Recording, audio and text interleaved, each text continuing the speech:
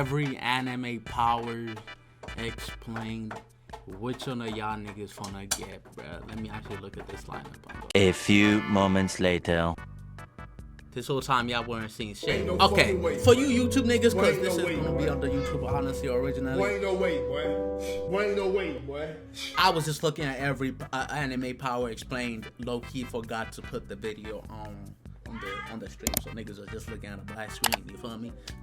But yeah, I'm gonna just leave this part. The first one they talked about was Key, and you know, Dragon Ball Z and all that shit. Fire, yo, hell me, fire. I choose stands or a devil fruit or some shit like that. You know what I mean? Some shit that can give me some broken ass ability, cause that's what I'm on. Like, you feel me? Not all stand users actually need to be human, like the perverted orangutan whose stand is a fucking ocean liner. Also, most stands are either based on a color and a tarot card or a musical artist. So if I had to choose a stand, I'd probably make mine Pink Guy. Hey boss. The most common way. Oh hell no, Pink Guy as a stand would be disgusting. That shit would be nasty. For a person to get a stand is to be pierced by the stand arrow. This is an arrow that's created from a mysterious meteorite, and getting pierced by it will either give that person a stand or kill them. Once given a stand, this awakening will pass through that person's bloodline. This is why Dio's stand awakening gave Joseph and Jotaro stands as well, because he was using Jonathan's body, but it's also why Jotaro's mom gets sick, since some people's bodies cannot handle the power of a stand. In addition, all stands have certain stats associated with them that are ranked from E to A. That purple! That's our precision. Oh shit, no way. These actually like destructive power, speed, range, duration, precision, development potential. Okay, interesting. Speed, range, resistance, destructive power, and developmental potential. Although, to be honest, the most important thing in stands is their signature ability. Chakra is the main power system in Naruto, and is the basis for all jutsus. Chakra is basically one's stamina and life force. Yo, this guy actually good. He put in the soundtracks in the background and everything, bro. You feel me? And by molding it through hand signs, ninjas can create different jutsu techniques. Although, depending on how experienced the ninja is, they may not need hand signs at all. In general, there are three main types of jutsus. Genjutsu, which involves illusionary techniques, where a ninja creates sensory illusions to their opponent. Yo, Genjutsu was so broken at first when that nigga Itachi pulled it out, bro. I was like, how the fuck how you even gonna get out of this? Like, how? Like, what? How? What you gonna do? Jutsu, which is usually physical martial arts, and ninjutsu. Most ninjutsu techniques use chakra to create special attacks, like fire release or Rasengan. Generally, the amount of chakra a ninja has is capped, and once they reach their limit, they will have to rest. This limit is usually linked to your genetics, but can be trained to be increased. Every person's chakra is also different, and gives off a unique chakra signature. Entire clans can have different chakra signatures, like the Uchiha clan. Most ninjas' chakras also have an affinity towards one of the 5 basic natures, allowing them to transform their chakra. These 5 elements are fire, wind, lightning, earth, and water. There are also a lot of other elements that can be used in nature transformation, but I'm not going to go over them. There are also certain ninja techniques that can only be passed through bloodline, known as Keki Genkai. An example of this would be the Sharingan, which is selectively passed through the Uchiha clan. Alchemy is the main power system in Fullmetal Alchemist. It's low-key, the Keki Genkai is some of the most OP shits ever. Especially that fucking Sharingan, bro. Like, bro, shit is goofy. A science and magical art that involves altering matter using energy. This is known as transmutation, which involves 3 steps. First is understanding the material being transmuted, basically what it is made up of on a molecular scale. The second step is deconstruction. This involves using energy to break down the material into a new state. And finally, the last step is reconstruction, creating something new from the material that was just broken down. You can transmute basically anything. Solids, liquids, and gases are all fair game. And to successfully complete a transmutation, the alchemist has to have an understanding of the chemistry and alchemical theory associated with whatever they're creating. This leads to the core principle of alchemy, the law of equivalent exchange. God damn, brother, you hear me with science class. Like, god damn, brother. Nah, I'm just kidding, man. Nah, law of to obtain something yeah, of equal value must be lost. And if you fail to follow this law, some really bad shit can happen. This is known as a rebound, where an imbalance causes a catastrophic taking or giving to the alchemist. This can result in mutations, injury, or even death. In order to do a transmutation, most alchemists must create a transmutation circle first, which can be drawn on the ground with really anything. Chalk, pencil, piss, whatever. Most alchemists need to use a circle difficult, but if one has seen the gate, they understand the true nature of alchemy and can do it with a simple clap. However, alchemists aren't limited to just transmuting inorganic material. Alchemists can transmute living beings to create chimeras, which are usually mixes of two different species. In addition, you can even bond human souls to inorganic materials, like Alphonse, who has no actual human body but is bound to a suit of armor. Also, it's worth noting that humans transmutation is possible, but highly frowned upon and considered the greatest sin and taboo for an alchemist. I mean, you know, at some point you just gotta chill, you feel me? It's kind of like real life, bro. We gotta show these like BBLs and shit, and I'm like, you know, at some point you can have too big of a BBL, bro. Like, too big.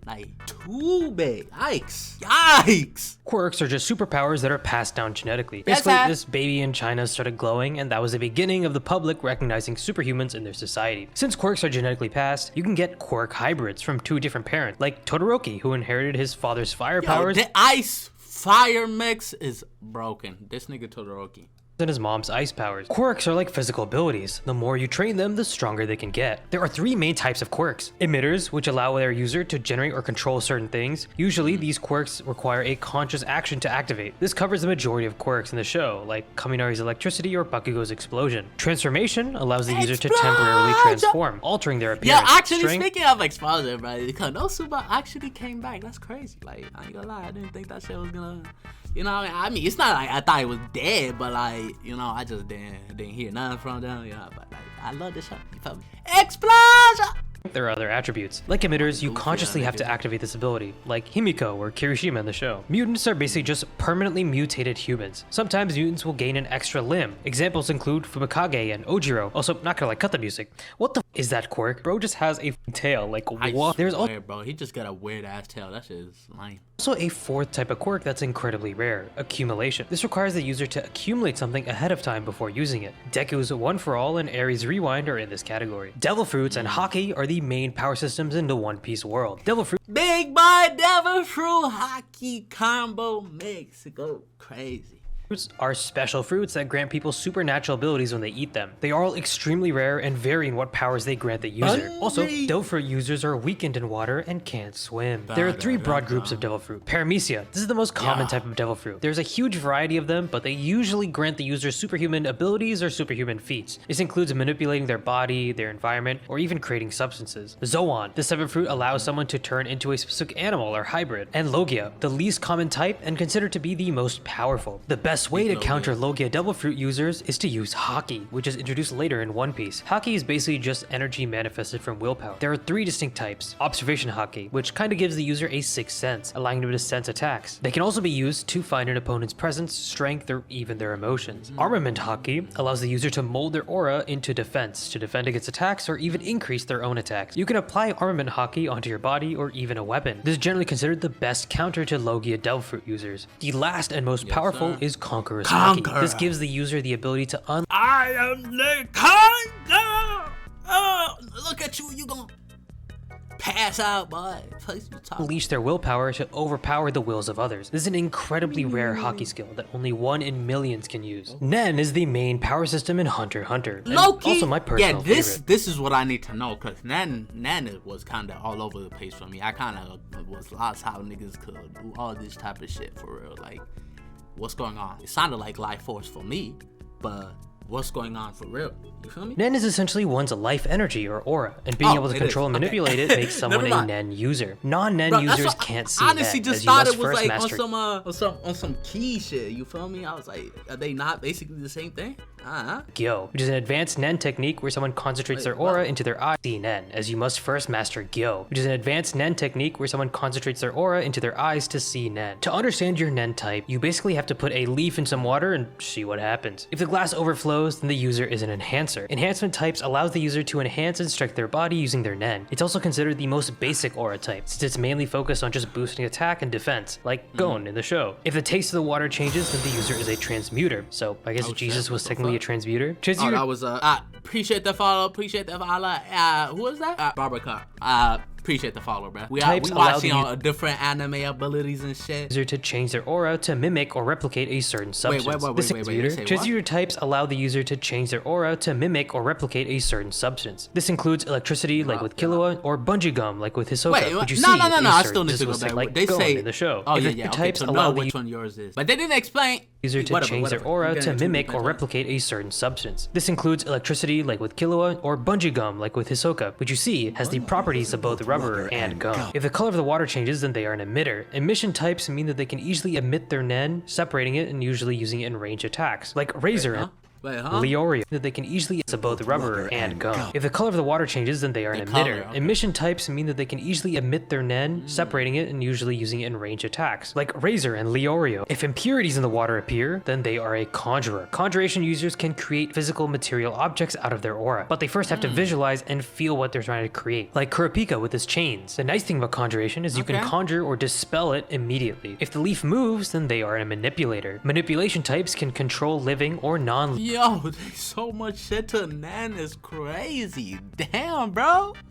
Yo, I need a whole degree on Nen, bro. I need a degree on Nen. Living things using their aura. In the series, we often see people controlling people or Nen puppets. Examples of manipulators include Illumi Zoldyck, Shalnark, and Minecraft YouTubers. Lastly, specialization types are basically the outlier, as they don't really fit into any of the other Nen types. Usually, these Nen users have insane abilities, like Neon's ability to write the future, or Aluka's ability to grant any wish. While Nen users are usually more proficient in a single type of aura, depending on which aura you have, techniques from other types are still possible. Those techniques are easier the closer they are in this chart, and harder based on how far they are. In addition, Nen users can create self-imposed limitations which can significantly boost their powers. Someone simply has to create a contract and vow to follow it. Usually, the stricter the limitation, the stronger the Nen user's resolve is, making them even more powerful. An example of this in the series is Kurapika vowing to only use his chain gel on spiders, making him much more powerful. Cursed energy is the main power system in Jujutsu Kaisen. Big boy cursed energy. This is what most of y'all niggas know. Y'all some young niggas, bro. Oh my god, bro. I've accepted it. I'm getting old now, even though 21 ain't old, bro. But like, fuck it, bro. I can at least now call y'all niggas young.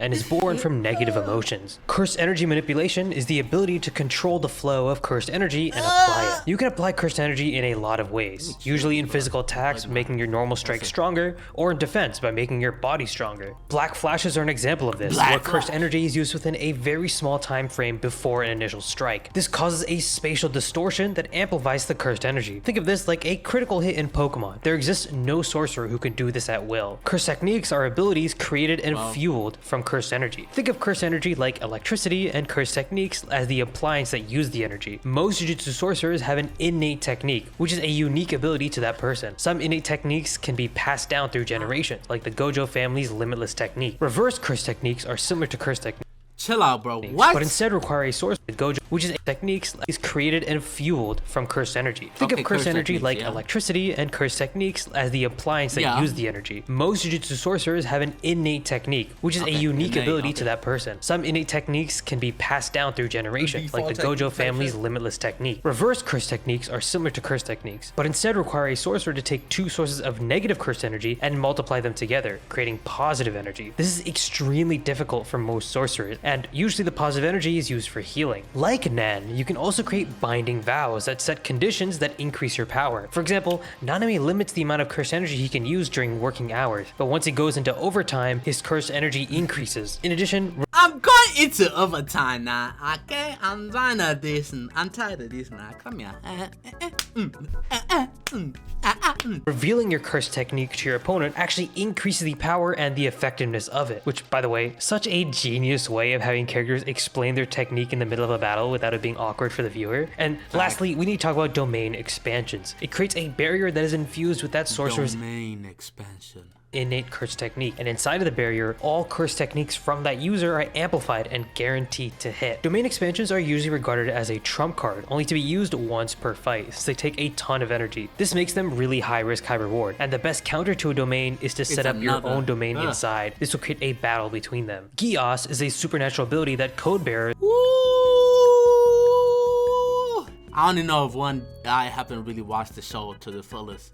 but can bestow upon people by a contract. In the show, we see C2 give Lelouch the power of absolute obedience, also known as the power of kings. This gives him the ability to give any one command to a person if they make eye contact. A Geass can be leveled up through excessive usage, as we see with Mao, who cannot stop his mind-reading Geass regardless of whether he wants to activate it I know that one. I forgot about that guy. or not. Also, Mao shows us that not all Geass users need to make eye contact to activate their ability, just like Rolo in Season 2. When a Geass is leveled up all the way, that user is strong enough to take the code of a code bearer. This makes the code bearer mortal once again, and once the transfer is complete, the Geass user completely loses their ability, but in turn is immortal while being immune to all other Geass. Reryukyo, or spiritual energy, is That's interesting as fuck.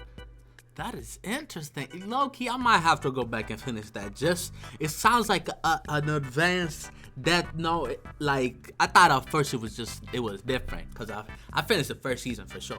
I thought it was completely different. It was like on some, kind of like that. No way. He just looks instead, you know what I'm saying? But, you know, he didn't have a rival. It was just him really doing tactical warfare on these niggas, outsmarting these niggas and shit like that, you feel me? But when they started I saw the mind reading nigga. That was around the episode where I chilled out just cause I was like, okay, so my boy basically took over the area. What more does he need to do? I feel like he probably was gonna take over the planet at some point, some shit like that. I don't know, bro. But I saw the mind reading shit. It wasn't that impressive. I saw that one chick, whatever the code bearer is. Yo, nah. It was a part where like I saw like I don't know. They started moving weird. They just started moving weird after like the mind reading dude got introduced. I was kind of lost. I was like, wait, what's happening in this show? What's going on? Is it there's some time traveling going on here? Like, bro woke up in like some random island or some shit. Like I don't know. But anyways, Ichigo. Is the primary power system used by all races in Bleach. It's generally understood as someone's spiritual energy. Every spiritual being emits Reryukyo, which is known as Reiatsu, or basically spiritual pressure. The difference between these two is that Reryukyo is the amount of spiritual energy one has, and Reiatsu is the pressure or flow of one's spiritual energy. Also, everyone has a different power level of Reryukyo or spiritual energy. Bro, using that, isn't this the Bleach game? The first is basic, then average, then high spiritual power, then great, then immense, then immeasurable spiritual power. Different races have entirely different patterns in their Reiatsu, and using a technique known as Reikaku, or spiritual sense, one can identify a person simply from their Reiatsu. There are many different races and types of spirits in Bleach. In each yeah, this literally isn't even all of them, bro. Oh my god, the bounce.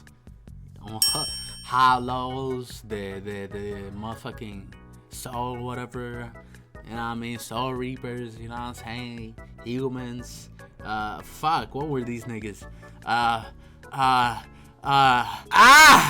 Vizards. Okay, whatever, bro. Effectively have their own. I'm a Bleach expert, but still fundamentally use Reryukyo as the basis. The first of these races is average humans, most of which have no spiritual awareness and aren't aware of Reryukyo at all. Next we have souls. These are spirits made up of reishi, or spirit particles. They are generally split up into pluses and hollows. Pluses are normal spirits of deceased humans, usually just regular ghosts that haven't reached soul society. Hollows used to be pluses, but after losing their heart, they eat the souls of the living and the dead. Most of them are mindless monsters that devour souls, but some can be intelligent. Shinigamis are souls with high Reryukyo and a body made of reishi. Their main work is to send pluses to Soul Society and purify hollows. Zanpakutos are also the main weapons of Shinigami, and the art of wielding one is known as Zanjutsu. In addition, the full release of one Zanpakuto is known as Bankai. This releases an immense amount of power. Fullbringers are a race of humans who are spiritually attuned and have the Fullbrings. Oh my god, I forgot, bro. Fullbring ability, which allows them to manipulate the souls in all physical matter or objects. Their powers are more close to a hollow than a Shinigami due to how they're born. Quincy's are a race of humans that inherited their spiritual powers from Yuhavak. Quincy's notably have the ability of reishi manipulation and can create spirit weapons from it with a Quincy cross. Bounce are a race of artificially created spiritual beings in the Soul Society that can live forever through consuming souls, usually of humans that are already dead. Although if one drains the soul of a living human, they can gain a large boost in power. Devils in the Chainsaw Man universe are super low-key. Bleach got that unusual power system where it's like it makes sense if you really in it, but if you're not in it, it's just like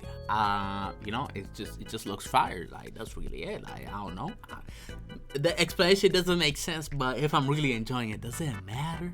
You feel me? Supernatural beings. Every devil is born in hell, and each is given a name that correlates to a concept. Their power is directly related to what their name is and how many living beings fear that concept. Like, the dog devil is probably pretty weak. Wait, maybe not. While most devils hate humans, some don't. Like the chainsaw devil, who loves Denji enough to live with him as a pet, and in the first episode literally saves his life by replacing his heart. In this sense, Denji isn't actually a devil, but a human-devil hybrid, as he can notably summon chainsaw powers by pulling on his ripcord. Power, however, is very different, since she is a fiend. Fiends are devils that have taken over human corpses, and when a devil becomes a fiend, they will lose a lot of their initial power and usually grow horns. Devil contracts are binding verbal agreements between humans and devils that must be followed. Most contracts involve a human giving up something that is valuable to them or would cause them suffering in exchange for a devil's power. Titans are the main power system in Attack on Titan. While there are your normal, everyday Titans, there are also special, intelligent Titans that humans are transforming into. To transform into a Titan, you must first be a subject of Ymir, and you must have either eaten a previous Titan holder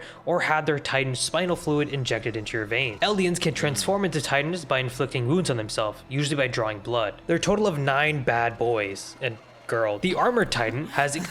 Alright, bro, what was that? What was that, bro? No, okay. extremely powerful armor plates on top of it, making it very durable. It's capable of withstanding cannon shots and breaking through walls. It's also impossible to kill with normal ODM gear and blades, as you need missiles to break through. The Beast Titan has an animal-like appearance and specializes in throwing objects in the show. However, it's worth noting that the Beast Titan can take on other forms. It's not limited to a monkey. It can include wolves, snakes, bulls, etc. The Cart Titan is a quadrupedal titan that specializes in speed and endurance. Specifically, it's able to regenerate its titan form a lot more than the others. The Colossal Titan is notable for its insane size, standing at over big body, purse, big boy titan in the 60 meters high. That's around 196 feet for us Americans. And since it's so massive, the heat generated from a being that size forces it to emit steam. The female titan can mimic some abilities of other titans and can also harden parts of its skin. The abilities about this titan are a little unclear. I've always wondered if you have to be a female to inherit the female titan, but it's not like other women can't inherit the other titans. If anyone know why the female titan is special and why it's gendered, let me know in the comments. The Jaw Titan is known for its powerful jaws and claws. I mean, I feel like bro just ran out of concept. You just wanted to get one. Like, real quick, like, here you go. Here's a time for y'all shorties. Was able to tear through anything. It's also understood to be this was the coolest Jaw Titan. Like, this nigga was clean. There was the other versions or whatever, like the other niggas who had it, but this nigga looked the cleanest. Like, look at that. Ugh, that looks menacing, bro. The fastest of the 9 titans. The Warhammer Titan is able to construct structures out of hardened titan flesh, most notably a giant hammer. It can also separate the user from its main body, making it very hard to kill. And okay, this next AOT section is gonna have spoilers. I mean, the entire thing does, but I would say this next section has the most spoilers. It goes over content in the last season and even the ending of the show. You know what? I'm okay with it. Just cause I watched majority of it. It's towards the end of the last season. Like, I didn't watch the last part of the second part of the last season because I was like, bro, why they extending this shit like this? So I'm pretty much mostly caught up, kinda, but I just don't know, like, the whole thing with Ymir and like that one weird bony titan at the end or some shit, whatever. I don't know, bro. I was just like, now Attack on Titan is moving weird with the 2-part ending. Like, what's going on? You are not motherfucking Game of Thrones, bro. Stop. The Attack Titan is Aaron's signature titan. The Attack Titan has the ability to see through the memories of its past and future holders, just like we see in the ending. And lastly, the Founding Titan, the first of all titans. Just by screaming, it can create and control other titans and all other subjects of Ymir. In addition, the Founding Titan can look into the past, and eventually Eren Yeager ends up controlling this as well. Breathing styles are the main power system for the Demon Breathing style. Slayer core, and they're essentially just weapon techniques, usually used on swords. They utilize total concentration breathing, which is a way for Demon Slayers It's just breathing, bro. to control their breathing and enhance their physical attributes. All breathing styles are derived from sun breathing, the first breathing style. There are also 5 derivations of this that are the fundamental elemental breathing styles: flame, water, wind, stone, and thunder. There are also a lot of smaller breathing styles that come from these elements to create new breathing techniques, like love and mist are created from flame and wind, respectively. What is interesting about the breathing styles is that the element isn't actually created in real life. All of the water or fire you see is added for us as a visual metaphor to help us understand how the character themselves sees the technique they're doing. Servants are the main power system in the Fate series. It's worth noting that magic does exist, but I'm mainly going to focus on the summoning of servants, which are spirits from ancient legends or history that have been summoned to fight under Oh my god, bro, this shit is actually so cool. Like, Fate is actually one of the most coolest series ever, for real. Like, I don't know where I randomly saw it, but like, it was when niggas were already too deep into anime and shit, and like, so cool, bro, honestly. I had that King Arthur, you know, type of you know, I forgot. I ain't gonna lie, I forgot. Masters in the Holy Grail War. Hold on a second. When I think about it, kind of sounds like slave. There are 7 classes of servants. The Saber class, known for their physical ability, are powerful melee warriors who usually wield swords. The Lancer class are generally very agile and use longer ranged melee weapons. The No.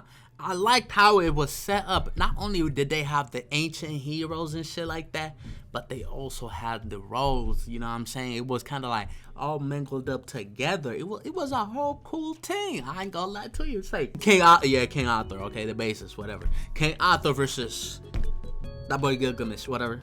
King Arthur versus Hercules, you feel me? Shit like that. Jack the Ripper versus Hercules. You know what I'm saying? Archer class are usually equipped with long-range weapons and have the very powerful skill of independent action, allowing them to act even without magical energy from their master. Yes, every servant does need magical energy pumped constantly from their master. Well, except for archers. The Rider class is known for its speed and powerful noble phantasms, which are essentially just treasured items like swords, spears, and even mounts. The Caster class is skilled in magecraft and have the skill territory creation, which can create a space around them to enhance their sorcery. The Assassin class is proficient in assassination and stealth. Their special skill in presence concealment allows them to remain undetected. Usually they will target masters instead of servants. And lastly, the Berserker class, no, not that Berserker, are servants that have gone mad or fight recklessly. This allows them to use their special skill, Mad Enhancement, which trades their sanity for insane power. And personally, I've always thought the Berserker class was the coolest. Magic and battle aura, you know,